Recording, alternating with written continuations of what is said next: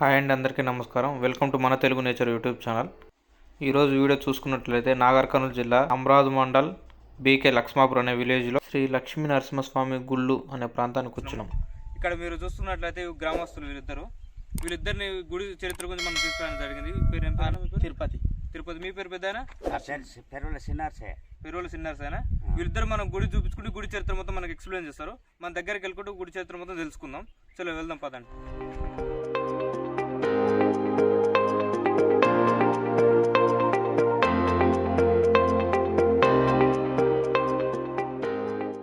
ఈ గుడికి కొన్ని వందల సంవత్సరాల చరిత్ర ఉందని తిరుపతి అన్న గారు చెప్తున్నారు. కొద్దిగా ఆ అన్న వాటల్లో కూడా విందాం మనం. గతంలో మన తాతతారుల నుండి ఇక్కడ పూజలు చేసేవాళ్ళు. మాజీ సర్పంచ్ సర్పంచ్ గారు కట్టించారు. చనిపోయారా వాళ్ళు? అక్కడ మాజీ ఎమ్మెల్యే సతీమణి డాక్టర్ చిక్కుడు అనురాధ గారు అక్కడ బోర్ వేయడం జరిగింది. ఇప్పుడు మనం చూసిన ప్లేస్ కదా. మనం చూసిన ప్లేస్.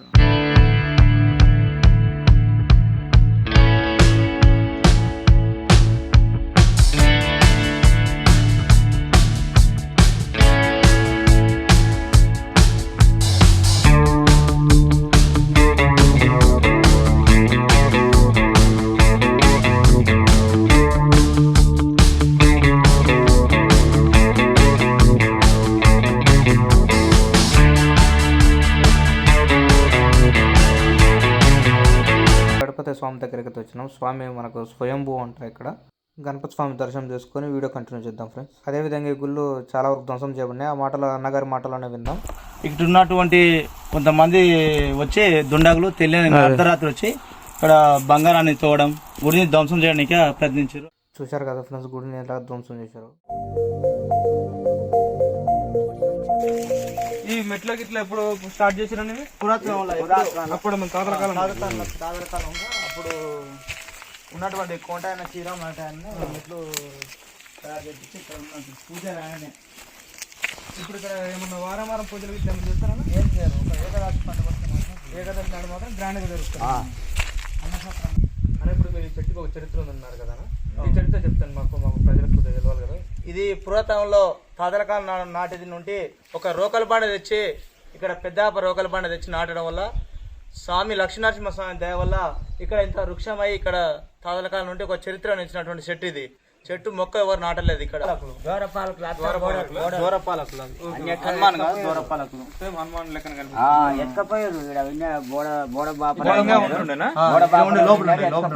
లోపల పెట్టినా తీసుకోవాలి. ఇప్పుడు మనం గుడికి లోపలికి ఎంటర్ అయ్యే మూమెంట్లో స్వామివారికి కాపలిగా ద్వారపాలకులు ఇద్దరు ఉన్నారు. చూడండి, వాళ్ళని కూడా చూపిస్తాను మీకు. ఇప్పుడు మనం గుడి బయట ద్వారపాలకులను చూసేసుకున్నాం కదా ఫ్రెండ్స్. ఇప్పుడు గుడిలోకి వెళ్దాం. గుడిలోకి అయితే వచ్చేసినాం. ఇప్పుడు మనం గుడిలో ఉన్న విగ్రహమూర్తుల గురించి అన్నగారి మాటల్లో తెలుసుకుందాం. ఇక్కడ స్టోరీ చెప్పండి అన్న. ఇక్కడ ఉన్నటువంటి వీళ్ళందరూ ద్వారపాలకులు.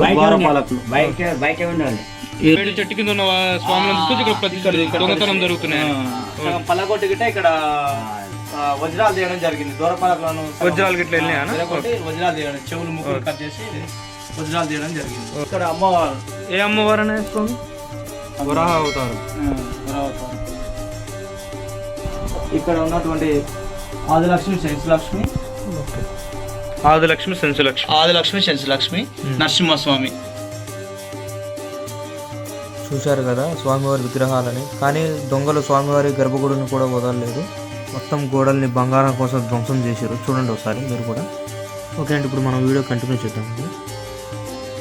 ఇక్కడి నుండి శ్రీశైలం బ్రహ్మరాంబిక మల్లికార్జున వరకు. ఇప్పుడు ఈయన చెప్పినట్టు ఇక్కడ నుండి శ్రీశైలం వరకు గృహ ఉందన్నారు కదా, అది మీకు తర్వాత చూపిస్తాను. ఇక్కడ అమ్మవారు కూడా కొలువై ఉన్నారంట. అమ్మవారిని కూడా చూద్దాం. మనం చూస్తున్న అమ్మవారి గురించి అన్నని అడిగినప్పుడు ఇక్కడ అమ్మవారు స్వయంభూగా పిలిచారంట. అదేవిధంగా అమ్మవారి పేరు చూసుకున్నట్లయితే ఆదిలక్ష్మి అని చెబుతున్నారు. ఇప్పుడు మనం ఇక్కడ చూసుకున్నాం కదా ఫ్రెండ్స్. ఇప్పుడు బయటికి వెళ్ళి మిగతా దేవుళ్ళని కూడా చూసేసుకున్నాం. ఓకే అన్న, ఇక్కడ కాళికా శక్తి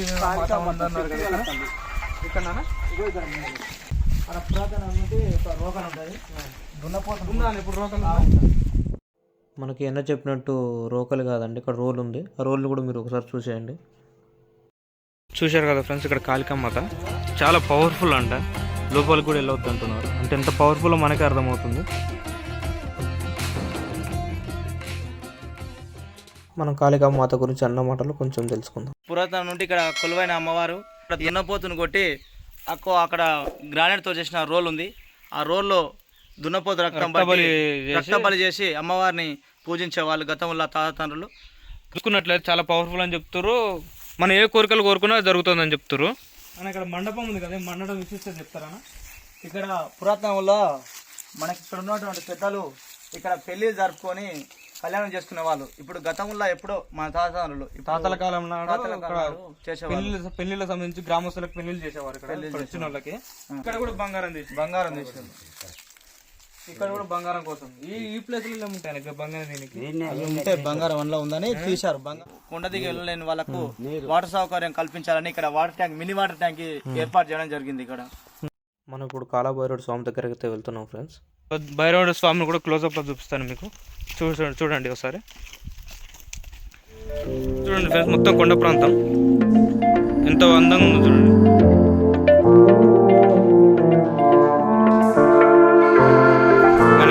కళ్యాణ మండపం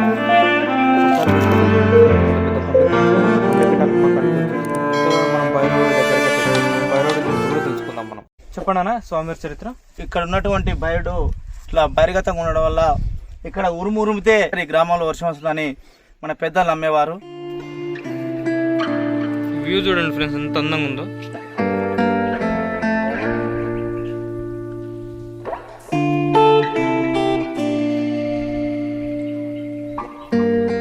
గుడి సమీపంలో కొన్ని 100 ఎకరాలు ఉన్నాయి ఫ్రెండ్స్. ఇక్కడ ఈ చిన్న వాటర్ నమ్ముకొని అక్కడ చూశారు కదా హనుమాన్ టెంపుల్.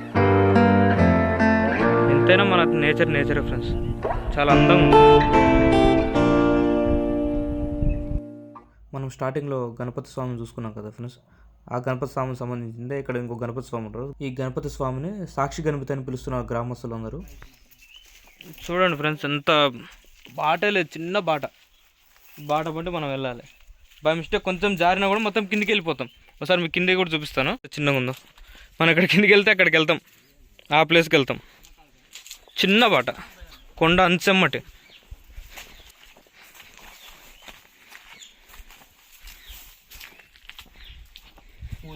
ఇక్కడ మీరు చూసుకున్నట్టు మునీశ్వర దేవుడు ఉన్నంట.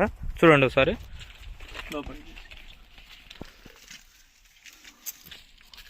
ఇప్పుడు మనకు చరిత్ర చెప్పే వాళ్ళు ఎవరు ఇక్కడ లేరు.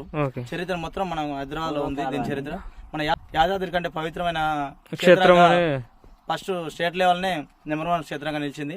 ఈ క్షేత్రాన్ని గవర్నమెంట్ వాళ్ళు ఎవరు పట్టించుకోవడం, ఎండోమెంట్లో కలపకపోవడం వల్ల ఈ క్షేత్రం వెనుకబడినటువంటి క్షేత్రం అయిపోయింది. రేపు గవర్నమెంట్ దృష్టిపై ఎండోమెంట్లో కలిపి గుడి డెవలప్మెంట్ కి సహకరించాలని ఈ గ్రామం నుండి కోరుతున్నాం. ముని స్వామిని చూసినాం కదండి. ముంగడ శ్రీశైలానికి వెళ్ళే ద్వారం ఉందంట, గృహ. అది కూడా చూపిస్తాను మీకు. మరి అదేవిధంగా ఈ గుడికి చిన్నజీర స్వామి కూడా వచ్చారంట. చాలా పెద్దగా హోమం జరిపించి వెళ్ళారని చెప్తున్నారు గ్రామ ప్రజలందరూ. సరే అండి, స్వామి దగ్గరికి వచ్చేసిన స్వామి గురించి కూడా మనం తెలుసుకుందామండి. ఓకే ఫ్రెండ్స్, ఇక్కడ మీరు చూసుకుంటారు కదా స్వామి అని, స్వామివారి చరిత్ర కూడా తెలుసుకుందాం మనం. చెప్పండి స్వామివారి చరిత్ర. ఇక్కడ స్వామి అక్కడ ఉన్నటువంటి కళ్యాణ మండపం నుండి ఆయన వయసు ముగించుకొని వచ్చి ఇక్కడ దీక్షలో కూర్చున్నట్టు ముసలి నరసింహస్వామి. ఇక్కడ ఆయన దీక్ష ఇంతతోటే ముగిసింది. ఇక్కడ రెగ్యులర్ గా ప్రతి పండుగ ఇక్కడ పాము కనిపిస్తుంది. సొరంగంలో ఉన్న పాము ఎటువంటి భక్తిని కాటేయదు, మనకు అక్కడ పడుకొని చూస్తూ ఉంటది. ఇటు నుండి దాదాపు చాలా కిలోమీటర్స్ ఉంటది. ఇటు నుండి పడుకోనే పోవాలి. లోపలి పోయినాక స్ట్రేట్ అవుతుంది. 500 మీటర్లు పోవాలి మినిమం, చాలా దూరం పోవాలి. చూడండి ఫ్రెండ్స్, శ్రీశైలం ద్వారం అంటే ఇది. ఇక్కడ కూడా మన మునీశ్వర స్వాములే. అక్కడ చిన్న గృహలో ఒక స్వాములు ఉంటారు. ఇక్కడ గుడి కట్టి పూజిస్తున్నారు స్వాములను. చూడండి ఒకసారి. ఇక్కడ స్వామి కూర్మ అవతారంలో ఉన్నారు. చూడండి ఒకసారి. మొత్తం దొంగలు చూడండి ఫ్రెండ్స్ ఎలా ధ్వంసం చేశారు. స్వామివారి కాళ్ళు కొట్టేశారు. మనం ఇక్కడ చూసుకోవడం ప్లేస్లు అయితే అయిపోయినాయి. దేవుళ్ళ స్వామిని మొత్తం దర్శించుకున్నాము. మన తర్వాత ఇప్పుడు హనుమాన్ టెంపుల్కి అయితే వెళ్తాము. మొత్తం చూసుకున్న తర్వాత అంతా అయిపోయిన తర్వాత ఎగ్జిట్ ఇక్కడికి వెళ్ళాలి. వెళ్దాం ఫ్రెండ్స్. మన హనుమాన్ టెంపుల్ దగ్గరికి అయితే మీకు వెళ్ళాక చూపించాను కదా హనుమాన్ టెంపుల్, అక్కడికి వెళ్దాం.